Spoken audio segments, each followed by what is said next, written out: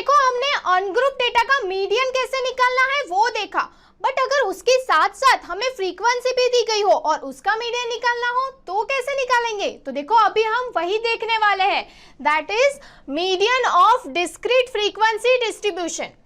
तो देखो स्टूडेंट्स, ये क्वेश्चन में हमें क्या दिया हुआ है, एक फ्रीक्वेंसी डिस्ट्रीब्यूशन दिया हुआ है, यानी x एंड f ये दोनों की वैल्यू दी हुई है और हमें फाइंड क्या करना है, हमें मीडियन फाइंड करना है।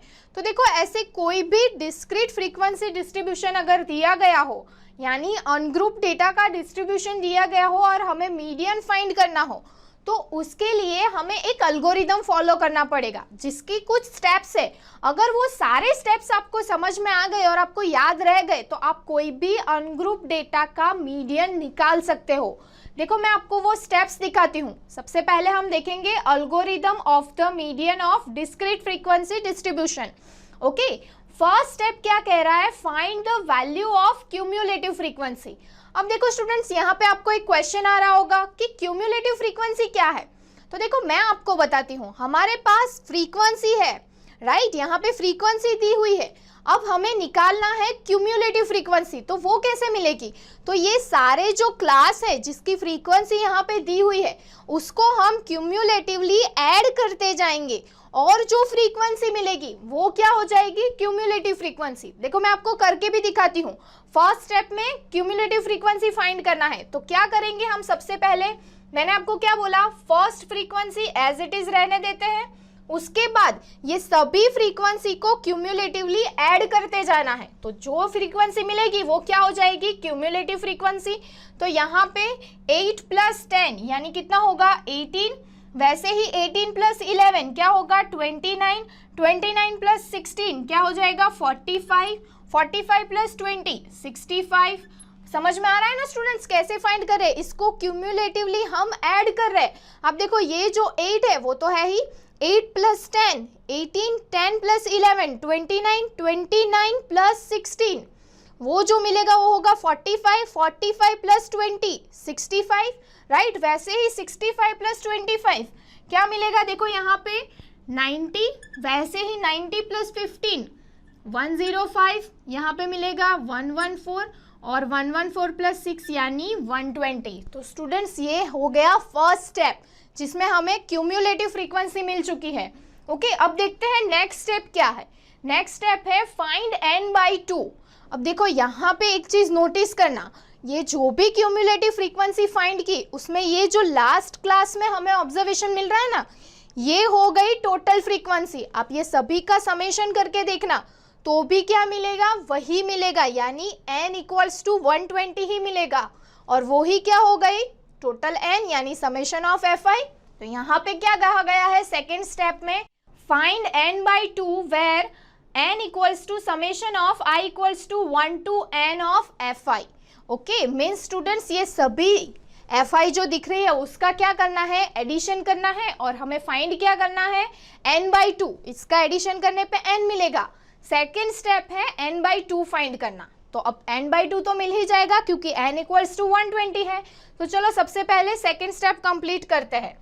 क्या आपको पता है कि आप अपने कोर्स के सारे animated video lecture, study materials, revision notes, test paper etcetera अब डॉन स्टडी की वेबसाइट पर से परचेज करके भी अपनी स्टडी कर सकते हैं। उसके लिए डिस्क्रिप्शन में दी हुई लिंक पर जाकर क्लिक करें, रजिस्टर करें और एनिमेटेड वीडियो लेक्चर्स का फुल एक्सेस पाएं। यहाँ पे हम लिख सकते हैं स्टेप 2 क्या है, फाइंड करना है n/2। अब स्टूडेंट्स n की वैल्यू कितनी आई है यहाँ पे, 120, 120 डिवाइडेड बाई 2 यानी कितना मिलेगा, 60। ओके, तो ये स्टेप 2 यानी n/2 की वैल्यू मिल गई। तो देखो स्टेप 3 में क्या कहा गया है, see the cumulative frequency just greater than n/2 and determine the corresponding value of the variable. Means students उसका मीनिंग क्या हुआ ये ध्यान से देखना, ये बहुत ही इंपॉर्टेंट स्टेप है। क्या कहा गया है कि n/2 से जो भी वैल्यू मिल रही है, ओके, n/2 से जो भी वैल्यू मिल रही है उससे just greater than cumulative frequency जो मिल रही है उसमें जो भी वेरिएबल है उसकी वैल्यू फाइंड करनी है। तो देखो उसको मैं आपको एग्जांपल के थ्रू समझाती हूँ। तो सपोज हमने यहाँ पे n/2 की वैल्यू हमें क्या मिल चुकी है 60, ओके 60 से ग्रेटर देन कम्युलेटिव फ्रीक्वेंसी, ये हमें कम्युलेटिव फ्रीक्वेंसी मिल रही है, ओके उसमें 60 से ग्रेटर देन कम्युलेटिव फ्रीक्वेंसी कितनी है 65 है। स्टूडेंट्स ध्यान से देखना, 65 जो कम्युलेटिव फ्रीक्वेंसी है वो यहाँ पे 60 जो मिल रहा है उससे ग्रेटर देन है, और उसकी वैल्यू डिटरमाइन करनी है। मीन्स क्या बोला गया है, determine the corresponding value of the variable. Means ये जो 65 है उसके वेरिएबल की वैल्यू क्या है 5, तो ये हमें फाइंड करना है थर्ड स्टेप में।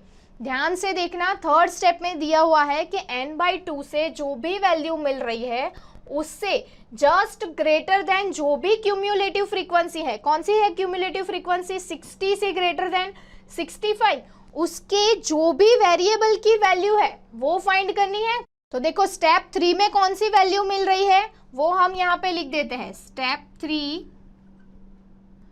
3 में क्या लिखेंगे हम 60 यानी n/2 60 ये लिख सकते हैं स्टूडेंट्स हम स्टेप 3 में, क्योंकि हमें जो भी n/2 मिल रहा है 60, ओके उससे ग्रेटर देन क्यूम्युलेटिव फ्रीक्वेंसी कितनी है 65, और उसके वेरिएबल की वैल्यू मिल रही है 5, तो यही स्टेप 3 है।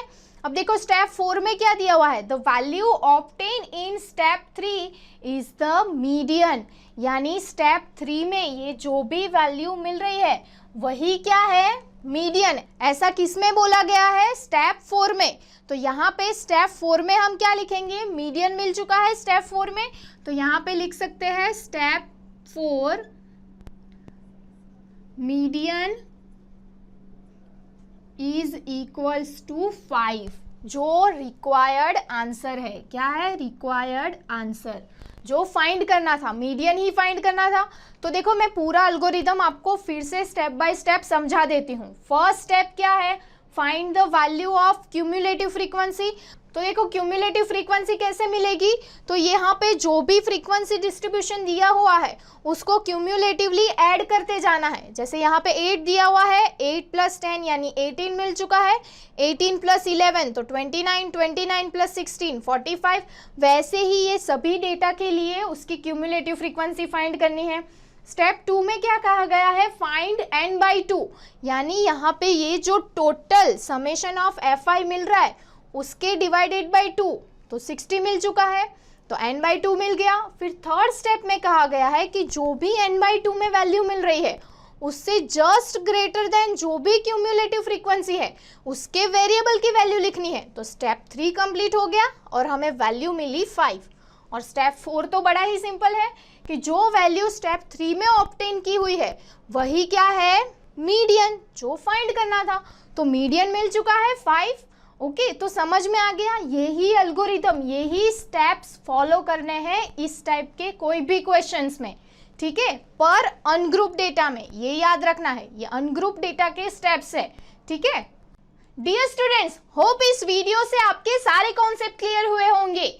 क्या आपको पता है कि आप अपने कोर्स के सारे animated video lecture, study materials, revision notes, test paper etcetera अब डॉन स्टडी की वेबसाइट पर से परचेज करके भी अपनी स्टडी कर सकते हैं।